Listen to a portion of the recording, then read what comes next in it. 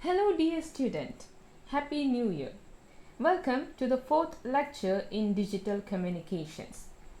In the previous lecture, we have been learning about information theory, the coding theory, and also we have seen different types of noises and how we can calculate which appears in a channel. Today, we will be learning about digital carrier modulation schemes and the ways of its demodulation. So why modulation, or what is modulation? The signals we produce as the source doesn't contain much energy to be propagated through large distances. So these low energy signals have to be embedded on a high energy wave for better propagation. And this process of changing some of the characteristics of a high energy wave or a high frequency wave according to a low energy signal or a low frequency signal is called modulation. Therefore, modulation is a process of varying one or more properties of a periodic waveform or called a carrier signal with a separate signal called a modulation signal that will typically contain the information which is to be transferred. In this video, we will be learning about digital carrier modulation schemes such as ASK. In ASK, we will see coherent ASK. ASK means amplitude shift keying, and we will see non-coherent ASK. We will see pulse shift keying or PSK scheme, and we will see the coherent PSK and differentially coherent PSK. We will learn frequency shift keying scheme, that is FSK, and we will look into coherent FSK and non-coherent FSK. And also we will learn some methods to compare these modulation schemes such as bandwidth requirements and power requirements. Towards the end, we will see how we can synchronize the input message at the receiver end with some synchronization methods. In order to transmit digital information over a bandpass channel, we have to transfer the information to a carrier wave with appropriate frequency. Digital information can be impressed on a carrier wave in different ways.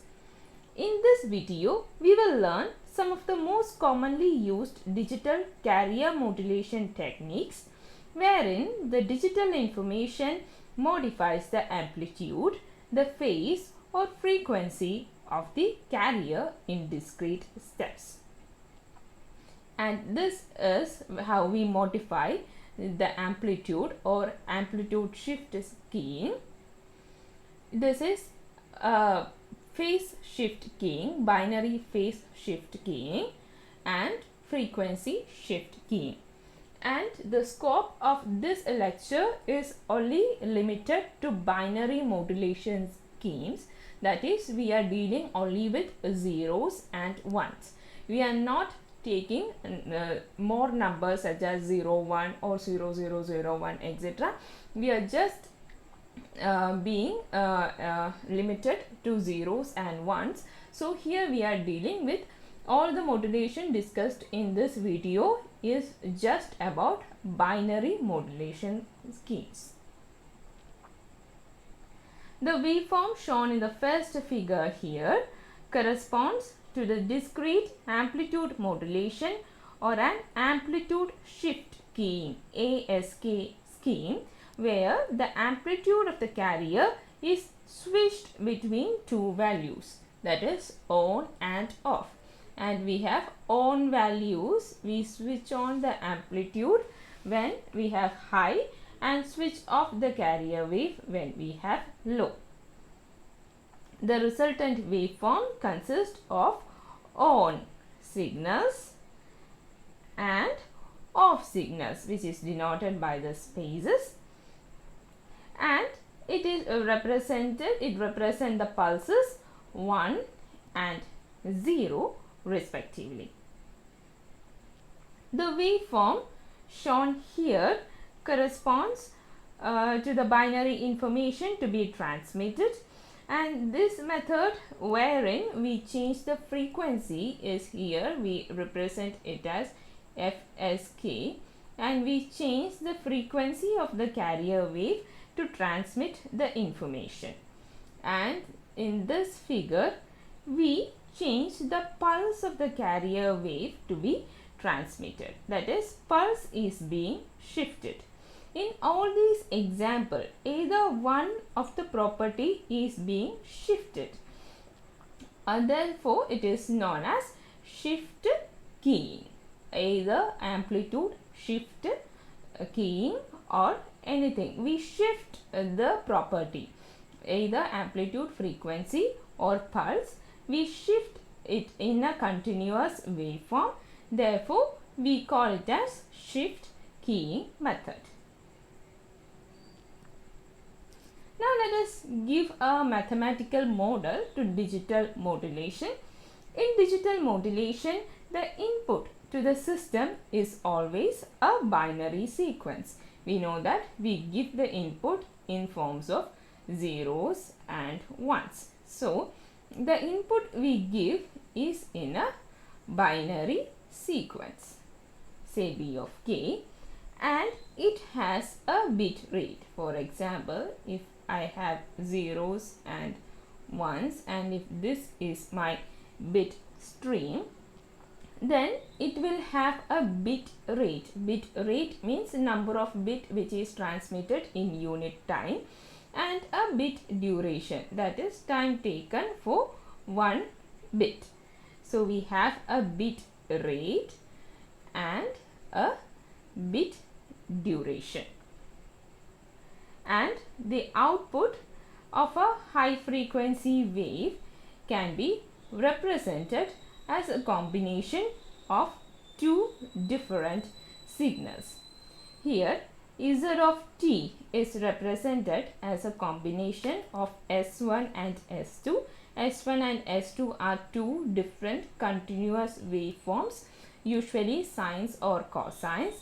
T is the time taken, K is the kth bit or the kth interval, TB is the bit duration, and for BK, that is if the input stream is 0, we will have S1 T minus K minus 1 into TB, and if bit BK, if the input is 1, we have S2 T minus K minus 1 into TB. Here Z of t is the output of the modulator during the kth bit interval, which depends on the kth bit input. The modulator output during the kth bit interval is shifted between these two waves, that is S1 and S2. So basically what happens is, we have a signal, we will input a signal which is usually a binary signal. So binary signal which is represented by which is represented by pulsating waves here, and it's a bit stream. So let me represent it by a set of BK. We will give it into a multiplexer, and in the multiplexer we will mix it with a carrier. Let me call this as the input bit stream as D of t and the carrier as C of t. Then it will give me an output, and this is represented by Z of t.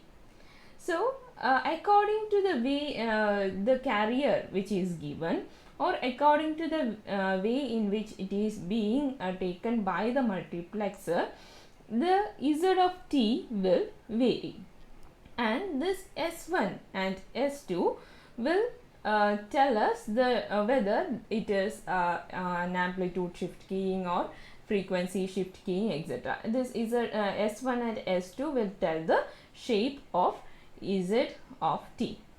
So the values we have here, B of k is the bit sequence. We have RB, which is bit rate. It is called bit rate. Bit rate is actually measured in bit per second. We have TB, which is time duration or the bit duration, the duration of bit timing. And also we have S1 and S2, which is signaling waveforms. Then Z of t, the Z of t is a random process, and this t, small t, will have a range which is from k minus 1 TB to k TB. The range of small t will be between k minus 1 TB to k TB for the kth input signal.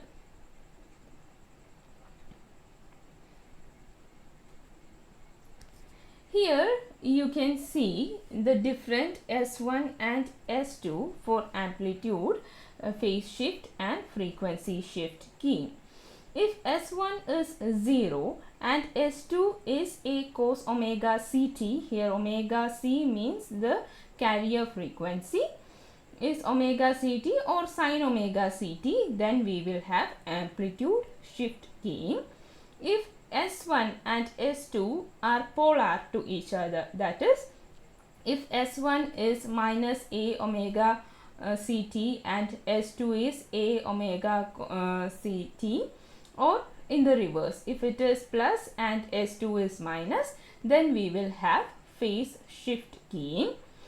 If the carriers, that is S1 and S2, differs by a frequency such that if a cos omega c plus omega d into t is S1 and a cos omega c plus omega d into t is S2, then we will have frequency shift keying. And therefore the type of S1 and S2 waves actually tells us how it is being transferred. And shown here is a simple circuit block diagram of how digital modulation and demodulation occurs. As I have discussed, we will give an input as binary input here. We will give our binary input here, and the binary input is given directly into a modulator, and inside the modulator we will have the transmit carrier. Here it is being multiplexed with the transmit carrier along with some clock pulses. We will see the importance of clock pulse when we learn the synchronization methods. And we will get the output of the modulator is our Z of t. And this Z of t is again being fed into a channel. And the channel with a central frequency f, it is a band pass channel, and the band is f here, and it is being fed into a band pass channel. While being transmitted through a band pass channel, it will pick up so many noises, which is being represented by n of t, and the wave which appears at the receiver is v of t, and this v of t will be a combination of z of t and n of t. And this is what we receive at the receiver end. At the receiver we have a demodulator. The demodulator again has a carrier, or maybe not. We have different types of modulation schemes. In some modulation scheme we do not have a carrier. In some modulation scheme we do have a carrier. So this is optional. And at the demodulator we have some clock pulses, and after demodulation we will get back our input bit stream. And this is how the digital data is being transferred using digital modulation over a channel.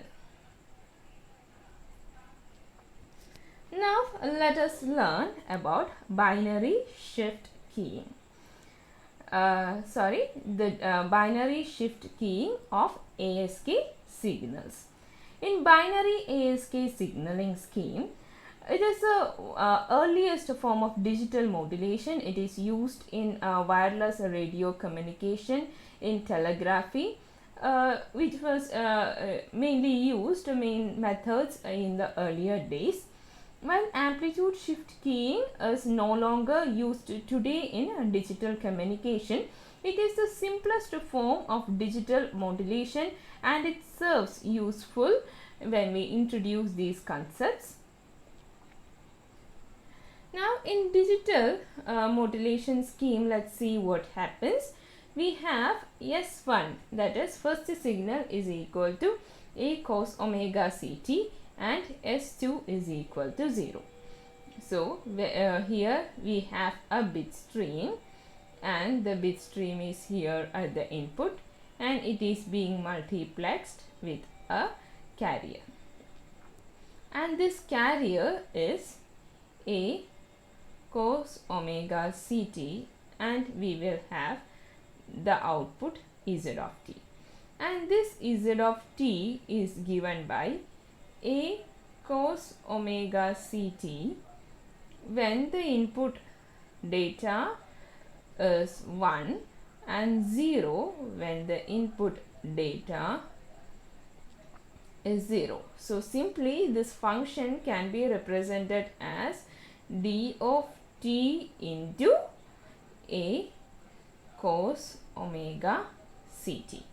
Therefore, Z of t can be represented as d of t. If the amplitude is taken to be 1, then it is d of t cos omega ct, and here omega c is the carrier frequency given by 2n pi by tb, where tb is the bit duration. And d of t here is a low pulse waveform which is usually in a rectangular shape. So let us see how this is modulated. We have an input signal which is in zeros and ones, and this type of modulation is known as the product modulation. Here the carrier is being switched off when we have zero signal, and it is being switched on when we have 1 pulse. So it is just switch oning of and carrier which actually happens in the ASK signal. So from the form of the modulated waveform, Z of t suggests that the ASK signal can be generated by product modulation. This type of modulation is known as product modulation, and it can be generated from product modulation, and which means multiplying the carrier with the rectangular waveform d of t, or we can say we use d of t, that is the signal, to switch on and off the oscillator or the carrier signal. Now when we talk about the bandwidth which is required to pass this signal, we know that the bandwidth is actually directly proportional to the baud rate. Baud rate means bit rate, the baud rate R, baud rate. The baud rate is actually bit rate RB divided by the number of bits which is needed to represent a single information. In binary shift keying, this number of bits which is needed to represent a single information is 1. That is, 0 represents 1 information and 1 represents 1 information. Therefore, we need only 1 bit to represent an information in binary keying. For example, if we are dealing with larger numbers, say 4, then you need to represent the 4 is represented by 1 1. That is, here you need at least 2 bits to represent this number 4. For example, you are representing number 8. Then you need at least 4 bits to represent number 8. So these all comes under different multi-level modulation schemes. Now we are dealing only with the binary modulation, that is, we are dealing only with zeros and ones. Therefore, we need only 1 bit to represent a complete information. So, in case of binary schemes, we have n is equal to 1. Therefore, our bandwidth is actually proportional to RB, that is bit rate. When we remove the proportionality, it is given by 1 plus D. Actually, D is a factor of modulation and filtering process, and this into RB, and this D will have a value 0 in case of ideal modulation, and it is 1 in case of worse modulation. Therefore, the bandwidth, minimum bandwidth required is when D is equal to 0, that is, bandwidth minimum required is equal to RB, and we require bandwidth approximately equal to 2 RB in the case of worse modulation. So we change depending upon the shape of the wave or depending upon the type of the modulation. It can be the bandwidth can be varied between 2 RB to 3 RB. So to be on the safer zone, we take it between 2 RB and 3 RB. And here we are showing the sketch of GZ of K, that is power spectral density of a binary ASK signal, and it indicates Z of t has an infinite bandwidth, that is, this is not stopping here, it is being infinitely going forward.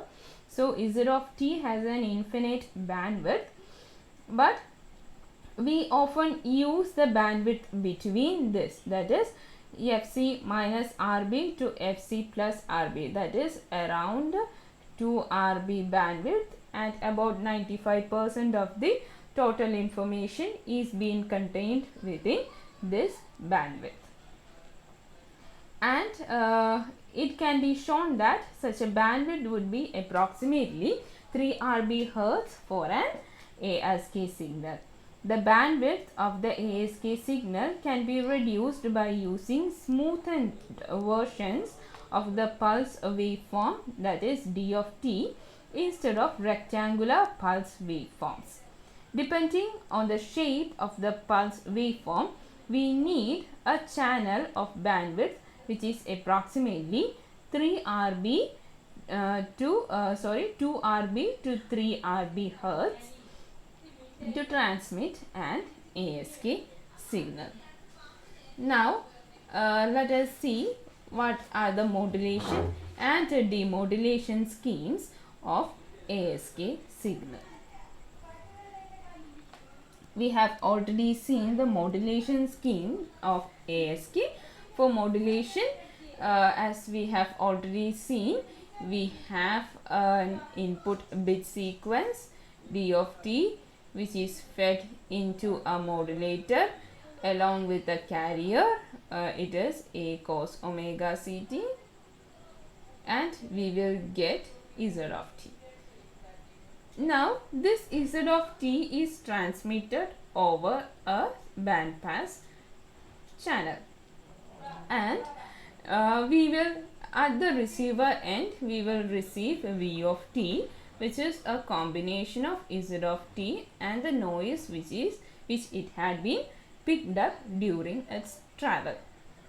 And we have two types of modulation schemes, that is the demodulation scheme, that is coherent demodulation and non-coherent demodulation. First I will talk about the coherent demodulation, then we will go to the non-coherent demodulation.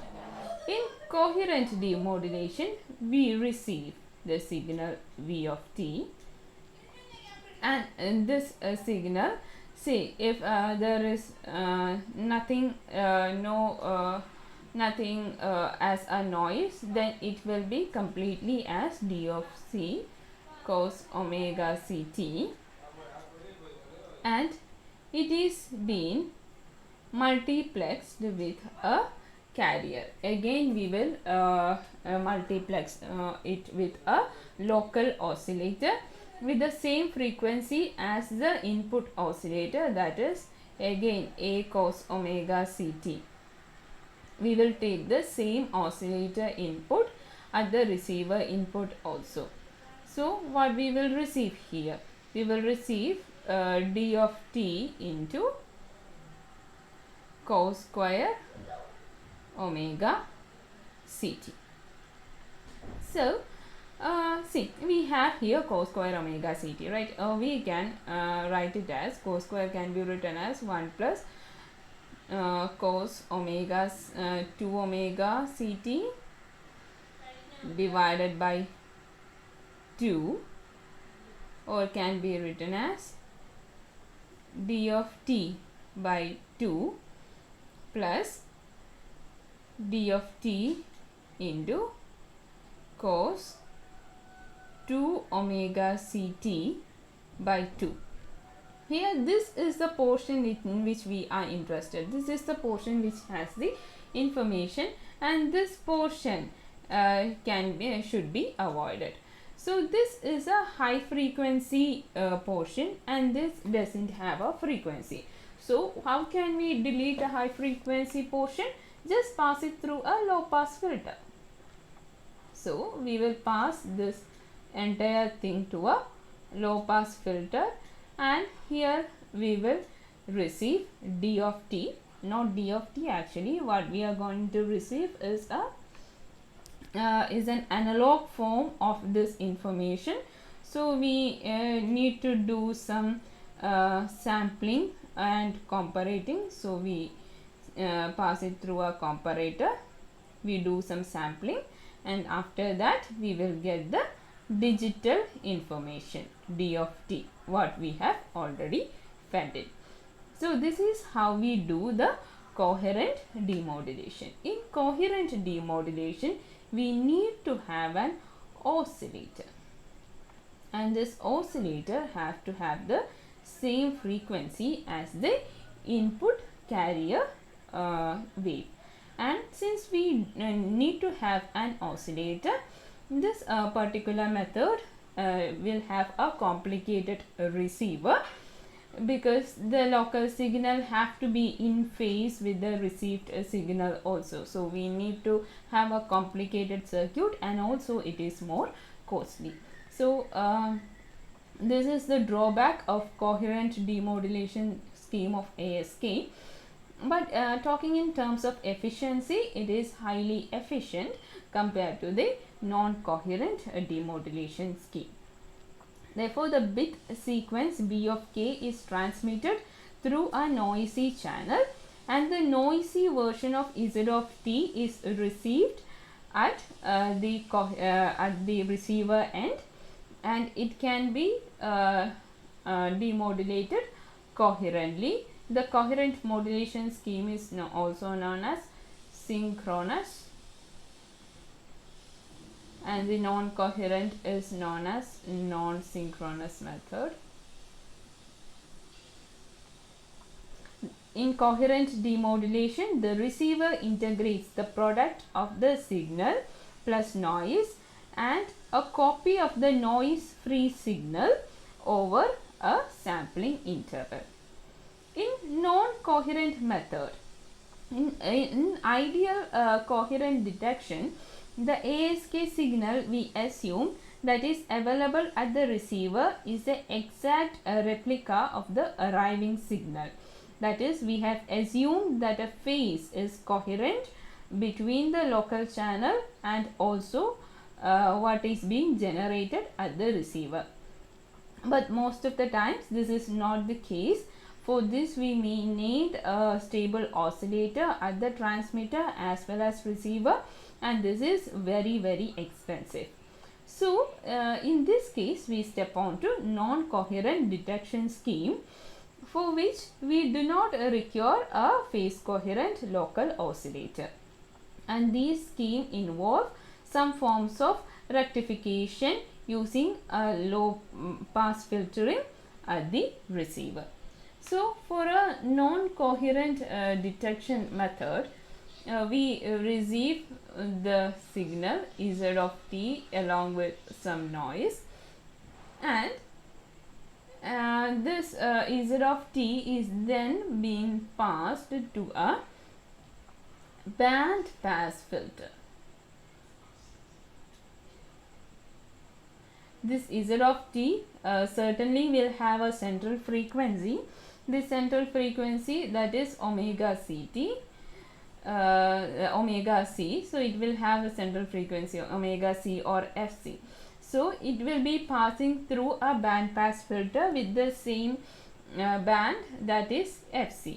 So this is going to separate out all the noises which doesn't fall in the range of fc, and after that we will receive a y of t, and this y of t will be devoid of most of the noises, and again we will pass it into an envelope circuit. Envelope circuit consists of a receiver, it consists of a rectifier and a low pass filter, and this combination of a rectifier and a low pass filter is what we call as an envelope, and this envelope will separate out, that is it will extract our B of k, and this B of k is extracted in the analog form. So to receive it in digital form, we will take an analog to digital converter and we will receive our input signal back in digital form. So this is what happens in the non-coherent demodulation techniques. So simply what we can say that we will pass our input signal Z of t to an analog detector. This is what we do in analog detection also, right? So we will pass it into an analog detector and we will get back our signal D of t. And this doesn't need a local oscillator. The local oscillator need not be in phase, therefore it is a low cost method, but it is less efficient and it have poor performance when the signal to noise ratio is very low. The probability error for the non-coherent ASK receiver will be always higher than the error probability for a coherent receiver operating at the same signal power, signaling speed and noise. However, the non-coherent receiver is much simpler than a coherent receiver and it is less costly, but it is not much efficient than the coherent detector. And this is our simple form of how we can, this is the block diagram. And now let us see the binary shift keying of the PSK, that is phase shift keying signaling schemes. The phase shift keying or discrete phase modulation is another technique available for communicating digital information over band pass channel. In phase shift keying, the signaling schemes are S1 is equal to A cos omega ct and S2 is equal to minus A cos omega ct. So, we can write Z of t, say here we have the input signal, say input signal is 1001. Say we have this input signal and we give it into a multiplexer. Here we add the carrier and we will get Z of t.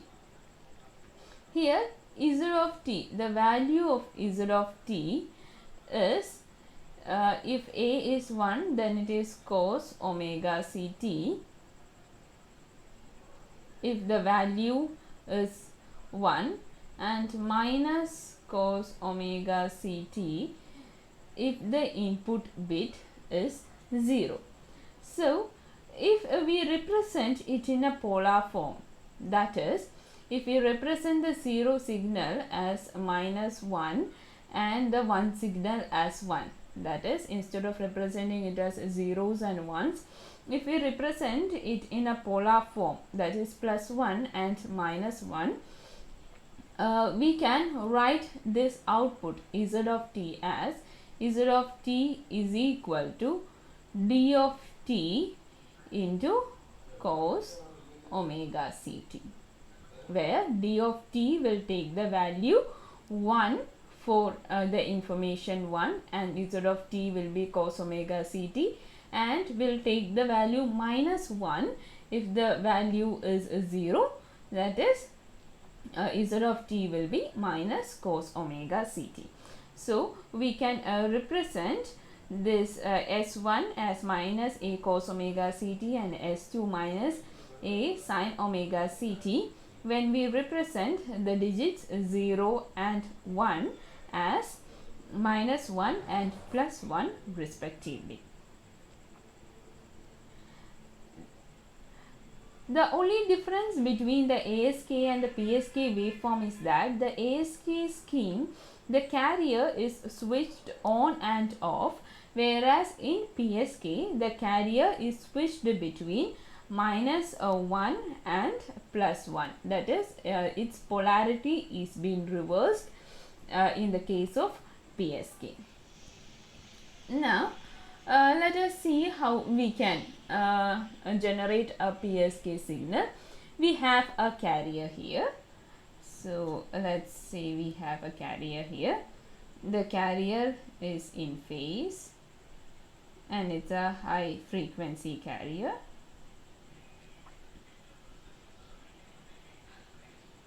So, what we will do is we have a 1, the first bit is 1, then 0, then 1, 0, 1, 0, 1, 0. So, this is our information. So, in our information, what we have is for 1, it is being kept as such, and here we have a polarity reversal. So, after reaching here, we have the 0. So, the polarity is being reversed. The polarity here is being reversed, and after that it will go as such until we come into next high signal, that is 0 is being changed to 1. Therefore, again the polarity is being reversed here, and after that again the 1 is being changed to 0, so polarity is being reversed.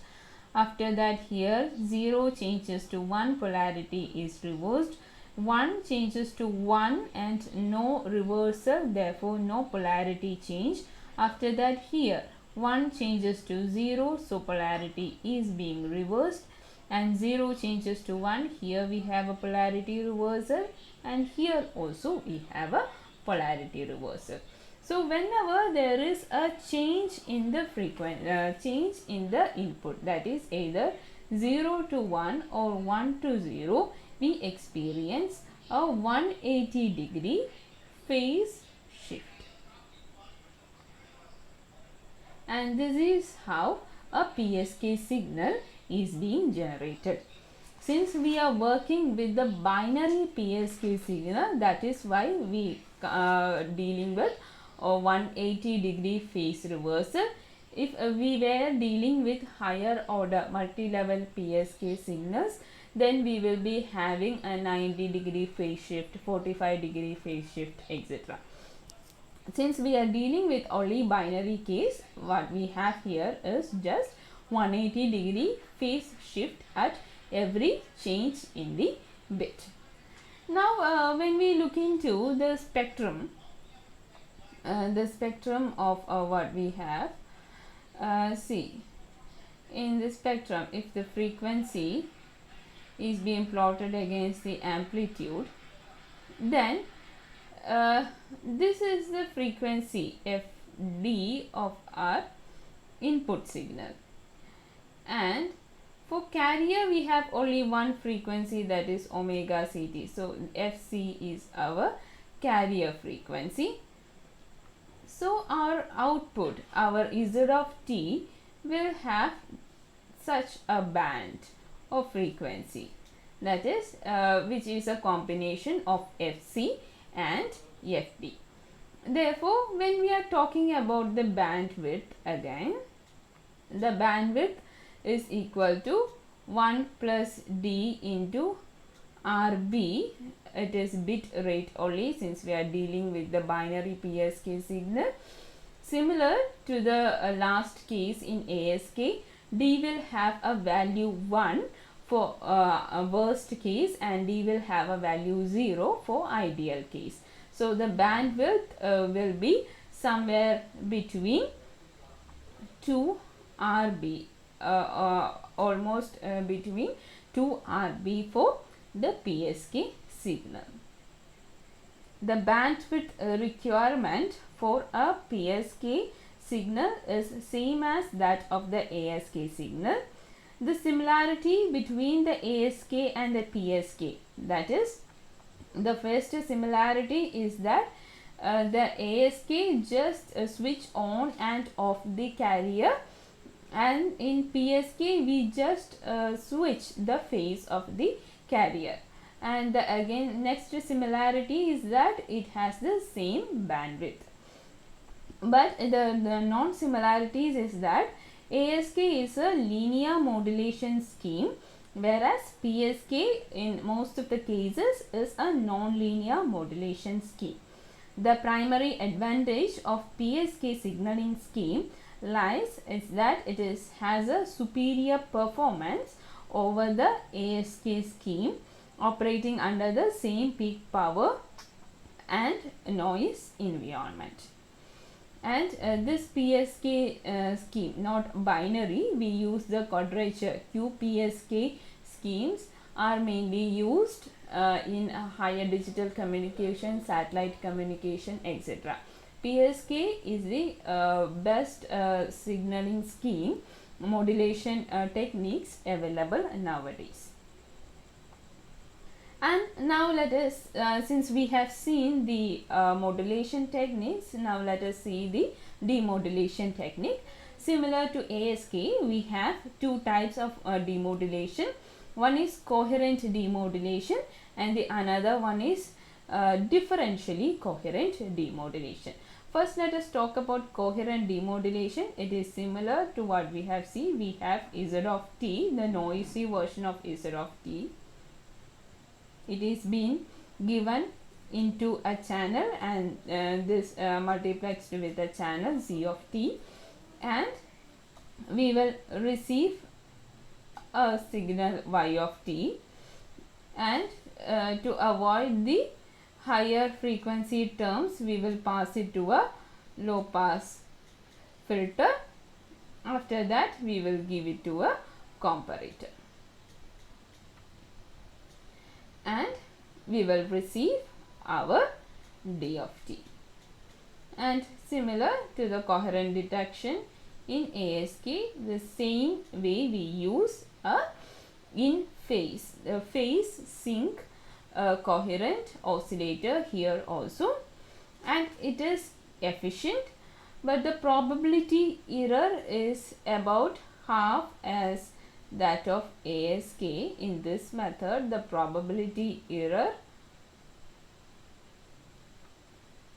is low and it is better than ASK as well as FSK, and it have a good noise immunity. The main drawback of a PSK signaling scheme is that it doesn't have a non-coherent detection method, and this method is really costly. Now when we come in to the differential coherent modulation schemes. In differentially coherent PSK, the signaling scheme make use of a clever technique designed to get around the need of the coherent reference signal for coherent reference, and in DPSK, that is differential phase shift key, that is what we call as DPSK. It has separate modulation and demodulation technique. Other than binary PSK, this is a separate method. So here the phase reference for the demodulation is derived from the phase of the carrier itself, and which is during the preceding signaling interval is being taken, and the receiver decodes the digital information based on the differential phase. So let us see how it is being done. In case of binary PSK, what we have is we have a polar waveform. Polar waveform is being inputted into a modulator, and here we have a carrier which is cos omega ct, and we will get a receiver. See, if our polar waveform is AK, then we will receive an output AK cos omega ct, where AK will have plus or minus. So in case of differentially coherent modulation scheme, what we will do is we have our input signal here. B of k is being inputted from here. This is being X node. So the gate here is X node with a 1 bit delay, the TB, 1 bit delay of its own signal. So we have here BK, and what is being inputted here is BK minus 1 bit delay input signal. It is being XORed for X node. We know that for XOR, when we have a difference, this is the truth table of XOR, that is BK, and it is BK minus 1. For in case of XOR, our truth table, if it is 0 and 0, it is 0, 0 and 1, it is 1, 1 and 0, it is 1, 1 and 1, it is 0. So in case of XNOR, this is our truth table. So the point is, when there is a difference, there is a high. When there is no difference, there is no high. So it is modulo to addition. What we have here is BK and BK minus 1, and this is being what is inputted into the polar scheme, into the modulator, and this is what happens at the modulation of differentially coherent modulated signal. So so this is our band, and this is how the modulation occur. And if the modulation occur in such a way that if the next bit is 1, then change the polarity. This is the rule. The rule is, if next bit is 1, change the polarity.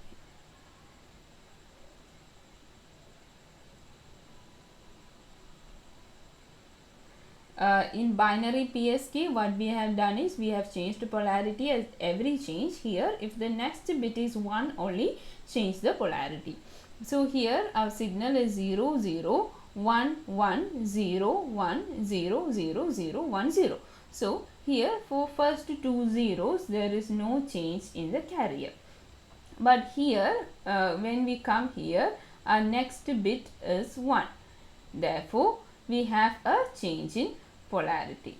And after reaching here, our next bit is again 1.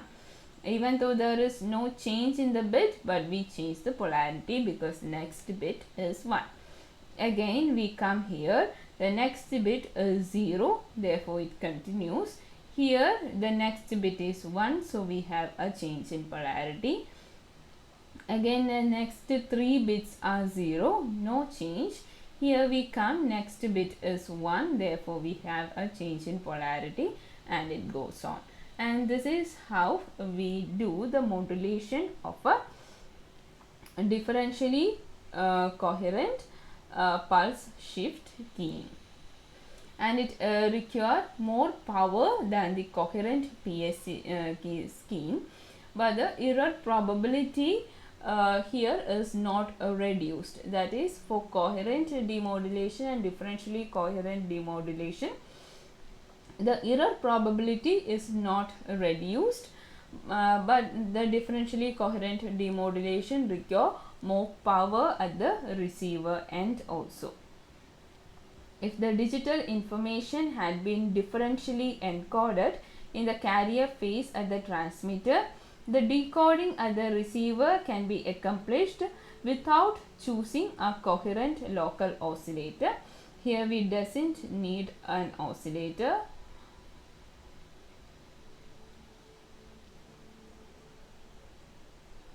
The differential PSK scheme may be thought as a non-coherent version of the PSK scheme because there is no use of an oscillator. In DPSK demodulator, the phase is just being a reversed bit is being compared to the, and this is the demodulator. In demodulator, the modulator, here we have a balance modulator, and it is just being compared with the one bit delay signal of the input signal what we receive is of t plus its noise. Again it is being transferred to a low pass filter again through an envelope or shaper, and we will get a binary data back. The DPSK receiver correlates the received signal plus noise with the delayed version. It is 1 bit delay duration of the signal plus noise. The output of the correlator is compared with 0 and 1, and the decision is made in favor of 0 or 1 depending upon whether the correlator output is plus or minus respectively.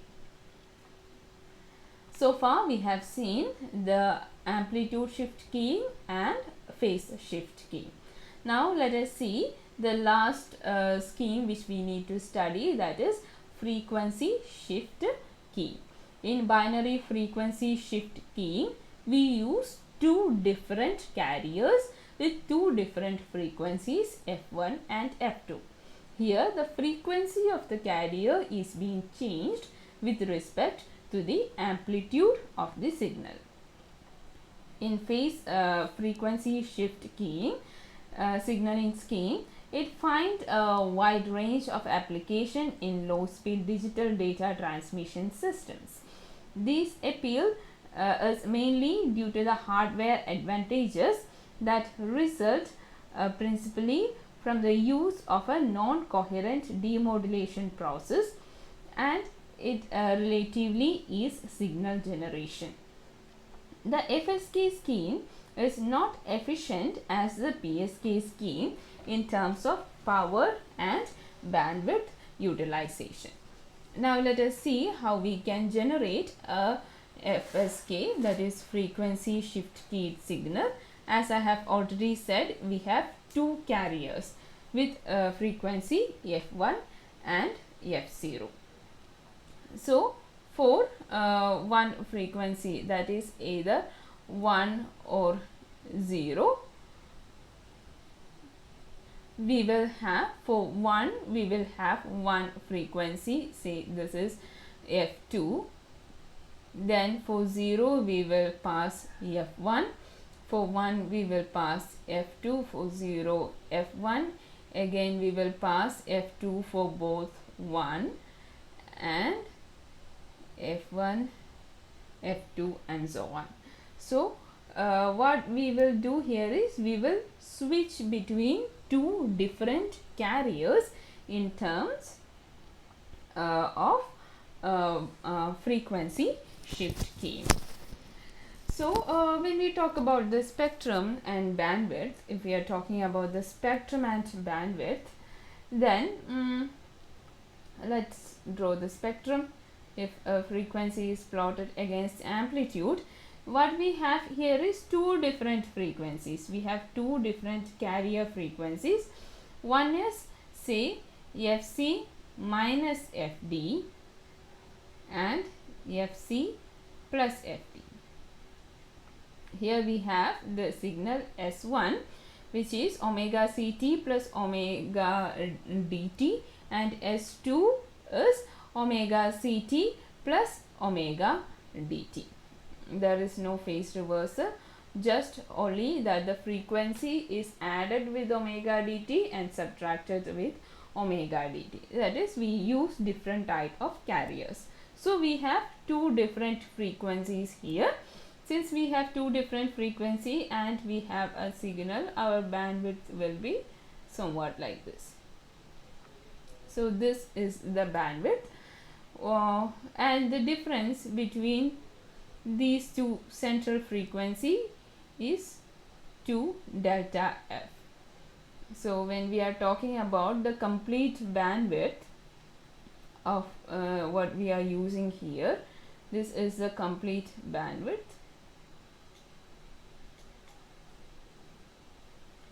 This is the complete bandwidth.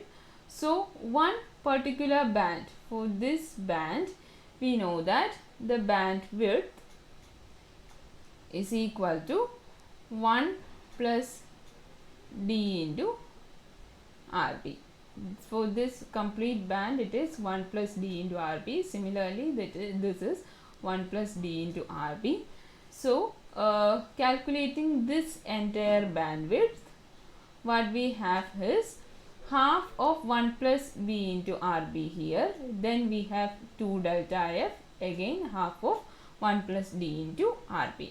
Therefore the total bandwidth here is 1 plus d into Rb by 2 plus 2 delta f plus 1 plus d into Rb by 2. Therefore the total bandwidth is 1 plus d into Rb plus 2 delta f. Suppose we are taking with the minimum bandwidth. To know the minimum bandwidth, we equate d is equal to 1. So to get the BW minimum, it is when d is equal to 0. Therefore it is Rb plus 2 delta f. But in the case of minimum bandwidth, our spectrum will be somewhat like this. This is our FC1 and this is our FC2, and our spectrum will be somewhat like this. Therefore this difference 2 delta f will be equal to half of these two bands, and that is half of 1 plus d into Rb plus half of 1 plus d into Rb, which will be 1 plus D into RB. Here since it is minimum, B is 0, therefore it is equal to RB. Therefore, the minimum bandwidth required in case of frequency shift keying is RB plus RB, that is 2 RB. Therefore, it is the minimum bandwidth required. So, the bandwidth which we use, see here, this is our spectral power density.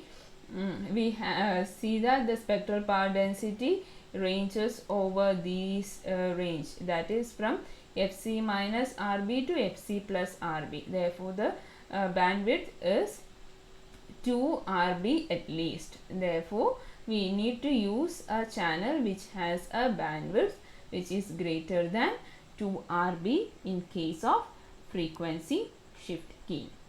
As we can see, the frequency shift keying need a higher bandwidth channel compared to the amplitude shift keying as well as the phase shift keying. We can say that the bandwidth of the FSK signal is greater than the bandwidth of the ASK and PSK. Also, the binary FSK is a continuous phase waveform.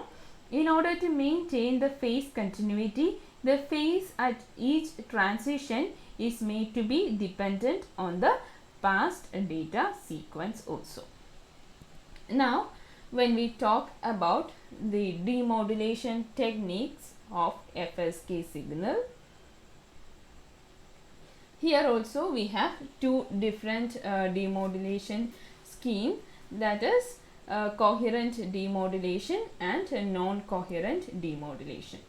So, when we talk about the modulation scheme, the modulation diagram looks like this. When we have the zero signal, D0t is being multiplexed with the signal cos omega C0t, and the D1t, that is when the bit is 1, it is being multiplexed with the cos omega C1t, and these two signals is being given to another comparator, and after this we will send it as Z of t, and this is how we obtain the FSK. So, in the Z of t will be a combination of D0t into cos omega C0t plus D1t into cos omega C1t. Therefore, we can say that the phase FSK signal, the frequency shift keyed signal, is actually a combination of two ASK signal.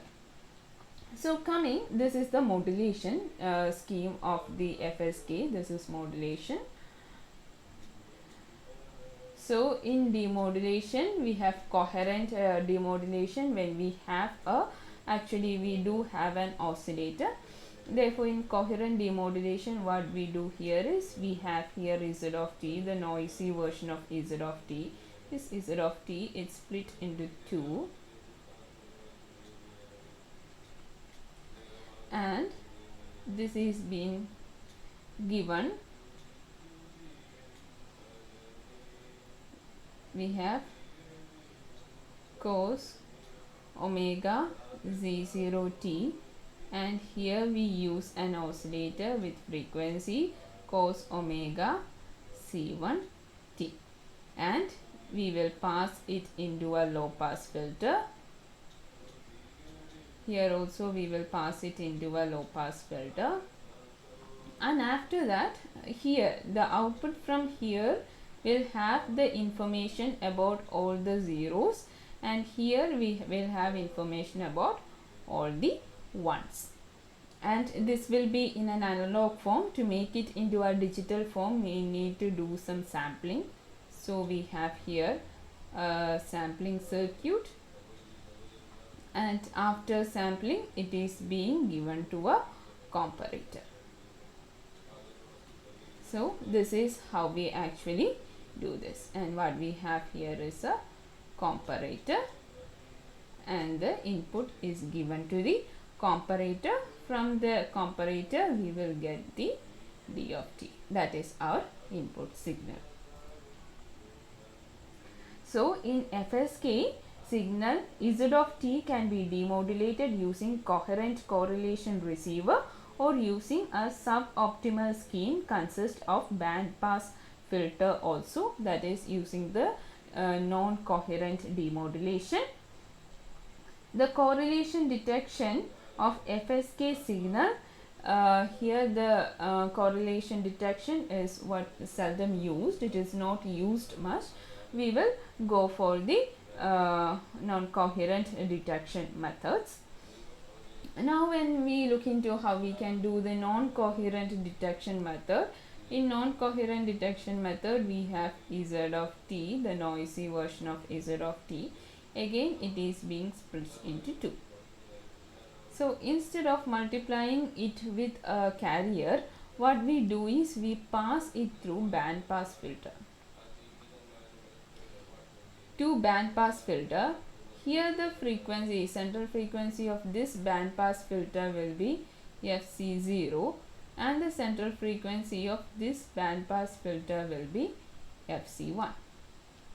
So here we will receive a signal which is again we will pass it into an envelope so that all the noise can be eliminated, and after passing it through the envelope, what we receive here will have all the information about the zeros, and we will receive all the information about the ones here, and it will be in an analog form. So we have to use some signaling techniques, sampling techniques. After sampling, it is being given to a comparator,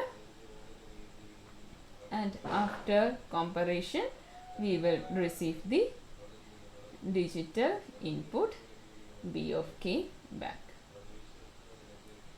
And this method, coherent detection method, is actually simple, but it is costly. But the non-coherent detection method, we need to have a more complicated circuit, but it is less costly. And if we talk about application, it is used in telephone modulations. On comparison of the probability error for coherent and non-coherent detection method of FSK scheme with error probability of the coherent PSK scheme, it can be shown that the coherent FSK requires about 2.2 dB more power than the PSK scheme. Therefore, coherent FSK scheme required more bandwidth as well as more power when we compare it to PSK scheme as well as ASK scheme. And the FSK signal also uses more bandwidth than the PSK. The coherent FSK does not have any advantages over the coherent PSK method. In case of non-coherent detection method also, since the FSK scheme can be thought as a transmission of two interleaved ASK signals, the first with the carrier frequency Fc minus Fd and another with the carrier frequency Fc plus Fd, Fc minus Fd and Fc plus Fd, it should be possible to detect the signal by using two different band pass filters which have central frequencies at these frequencies respectively. And the application of FSK involves, it is used in telephone modems which transmit around 300 bits per second at two different frequencies, that is 1070 Hz and 1270 Hertz. And this is how we can summarize our three different modulation techniques: ASK, PSK and FSK. For ASK, the signals we use, S1 is A cos omega ct, while S2 is 0. In case of PSK, it is just the polar reversal, that is A cos omega ct and minus A cos omega ct. In case of PSK, it is just the change in the frequency, either addition of a frequency element omega dt or subtraction of a frequency element omega dt. When we are talking about the bandwidth, the ASK and PSK requires about 2 RB bandwidth, while the FSK requires more bandwidth. The minimum bandwidth is 2 RB, therefore it requires a bandwidth greater than 2 RB. When we look into the average signal power which is received at the receiver input, it is A square by 4, where A is the amplitude, A square by 4 in the case of ASK, but it have a good power ratio for PSK and FSK, that is A square by 2 in the case of PSK as well as FSK. When we look into signal to noise ratio, we have good signal to noise ratio in the case of ASK as well as FSK. When we look into the probability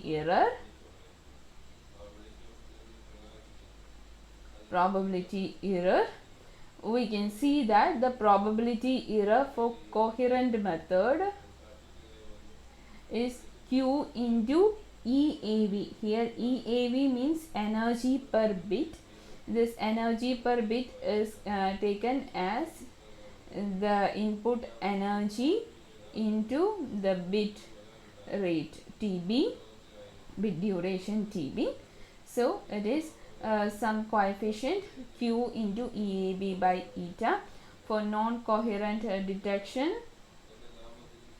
ESK, we have the probability error, which is Q into A square TB by 4 eta in case of if the bit is 1 and if the bit is 0, our probability error is exponential minus A square by 8 and 0. In case of PSK, we have for coherent detection method, it is Q A square TB by eta. While comparing the probability error here and here, you can see that the probability error is reduced by half in case of PSK than the ASK. When we are differential coherent detection method, then we have an error probability of half exponential minus A square TB by 2 eta. In case of coherent detection of FSK, we have an error probability Q into root over 1.2 EAV by eta, and for non-coherent detection method, it is half exponential minus A square TB by 4 and 0. So far we have related the performances of various modulation schemes as measured by the probability error to the parameters of the system, such as signaling rate, noise, power, spectral density, signaling power, etc. We have also discussed the complexity of the equipment required to generate, transmit and demodulate different types of modulation signals. Now let us try to compare the performance of various digital signaling techniques. Let's compare by emphasizing the choice of modulation, which depends on specific application.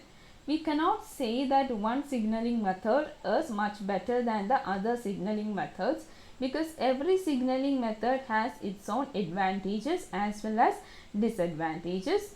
So the comparisons made here is for the systems operating in the same data rate. that is bit rate RB, probability error and noise environment. For such systems, we are using two different comparison methods. First is bandwidth comparison and power comparison. So let us see how we can compare the bandwidth and the power requirements. So first of all, let's see how to compare it with bandwidth requirement. Bandwidth is the maximum amount of data which is being transmitted over an internet connection over a given amount of time, or any channel through a given amount of time. It is the volume of information that can be sent over a connection in a measured amount of time, and it is calculated in megabits per second, that is Mbps. Actually, when we take internet connection in our home, we pay for this Mbps. For download and upload, we pay for our Mbps. So it is the bandwidth which we pay more for. So higher the bandwidth, higher will be the speed of a internet connection. We have already discussed the bandwidth requirement for ASK, PSK and FSK. If we are interested in high speed data transmission over a noisy bandpass channel, then VSB, that is vestigial sideband modulation with baseband signal shaping, is a better choice compared to ASK, PSK as well as FSK, because this VSB have a better utilization of its bandwidth. Bandwidth requirement for VSB scheme with baseband signal shaping is of the order of RB. The bandwidth requirement for ASK and PSK schemes are in the order of 2 RB, whereas for the bandwidth requirement of FSK signal is somewhat larger than 2 RB. This means that to send the same amount of information through VSB, ASK, PSK as well as FSK, the VSB will require only small bandwidth, while it is greater for ASK and PSK and much greater for FSK. Therefore, if we are looking into the bandwidth requirement, the FSK is being seldom used. Now let's compare it with the power requirements. The plot shown here is the probability error PE is plotted against signal to noise ratio. You can see that the coherent PSK has less signal to noise ratio. Then comes the DPSK. Then comes coherent FSK. After that we have coherent ASK, non-coherent FSK and non-coherent ESK schemes. And the plot of the probability of error PE versus signal to noise ratio is shown here.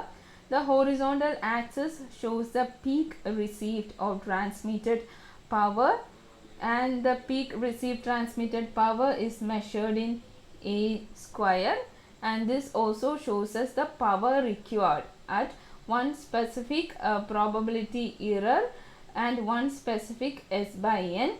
This graph actually shows how much the power is required for each transmission schemes. And the error probability in most of the practical system is between 10 to the power negative 4 to 10 to the power negative 7. So this is the range where we look for the power requirement. In ASK, the probability error PE is high where the signal to noise ratio is less. In ASK, it has the lowest noise immunity against the noise. As you can see, it falls beyond the every lines. ASK is bandwidth efficient, but the system has a low power efficiency. While in the case of FSKs, as you can see that the power the probability error is less, whereas the signal to noise ratio is really high. It has an increased immunity to noise, but it requires a larger bandwidth compared to other modulation schemes. When we look into the PSK signals, as you can see, the probability error is really less, but the signal to noise ratio is high. The power, it is a power efficient system, but it has a lower bandwidth efficiency. And this is how we can compare systems with respect to bandwidth requirements and power requirements. Now let us move on to another topic, that is synchronization method. For optimum demodulation of ASK, FSK and PSK waveforms, timing information is needed at the receiver.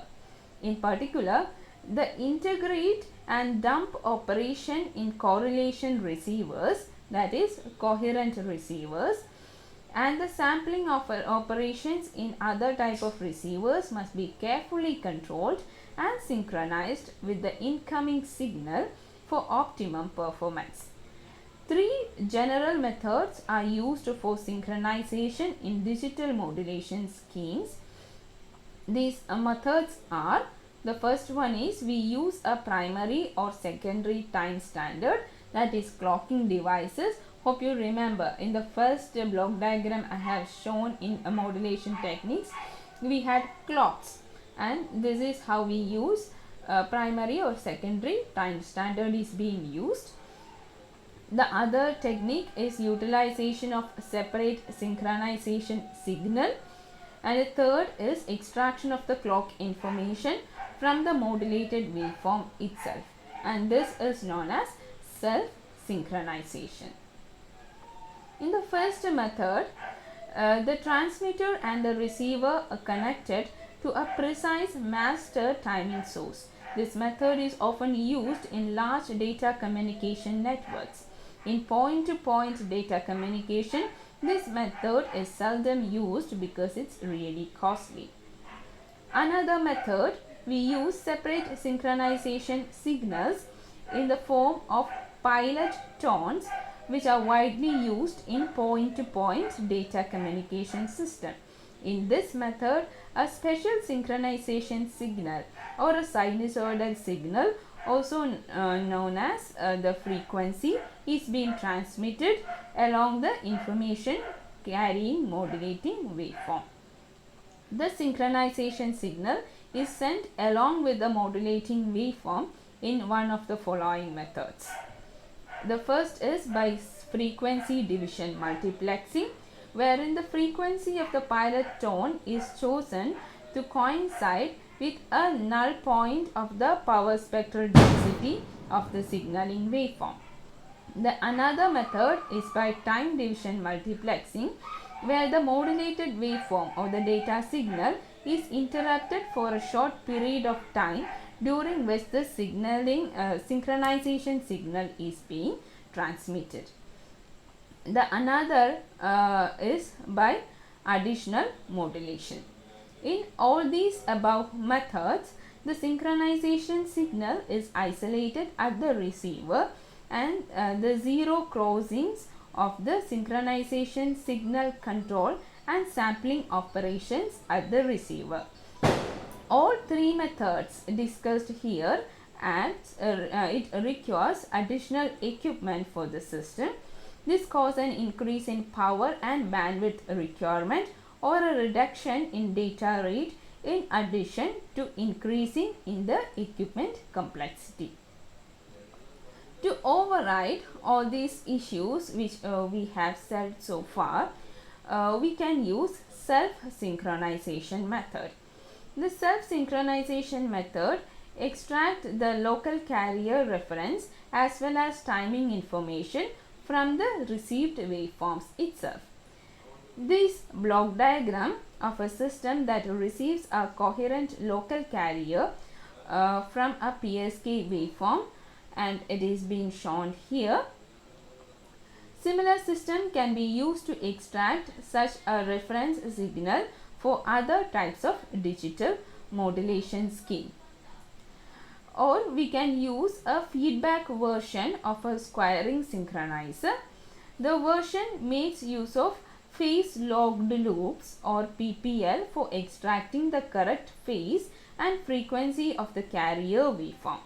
The feedback version tracks the carrier phase more accurately, but its response is slower compared to open loop type synchronization network. If the carrier frequency is a multiple of the bit rate RB, then timing information can be derived from the local carrier waveform.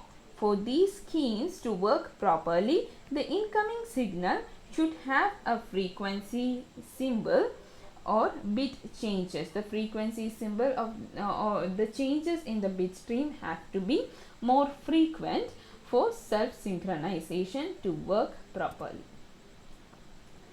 Therefore, we have come to end of this lecture. In this lecture, we have learned about a digital modulation, different modulation techniques such as ASK, PSK and FSK. We have tried to compare these ASK, PSK, FSK in terms of bandwidth and power requirement. Also, we have learned synchronization techniques, and these are the books which I have referred. Thank you for watching the video. Have a nice day.